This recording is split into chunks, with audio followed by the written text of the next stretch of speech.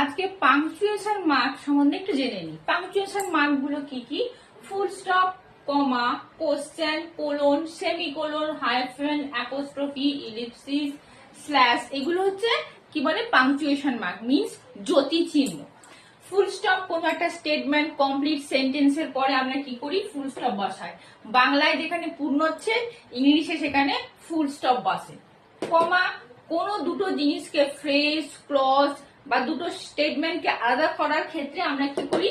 কমা use করি। Question, কোন question করার ক্ষেত্রে কোশ্চেন মার্ক ইউজ করি। কোলন, দুটো স্টেটমেন্টকে আলাদা করব, এটার সঙ্গে এটা কিন্তু বিবৃতিটা আরো থাকবে, সেই ক্ষেত্রে আমি কি করব? কোলন ইউজ করব। উপরে একটা ডট, নিচে একটা ডট। সেমিকোলন, উপরে একটা ডট, নিচে একটা কমা, সেমিকোলন। হাইফেন হচ্ছে স্ল্যাশ একটা হাইফেন, এর পরে আমি আরো কিছু লিখবো বাকি আছে, সেই ক্ষেত্রে হাইফেন ইউজ করি। অ্যাপোস্ট্রফি আমরা ওপরে দিই, একটা বড় তোমার ওয়ার্ডকে সংক্ষেপে লেখার ক্ষেত্রে আমরা অ্যাপোস্ট্রফি ইউজ করি।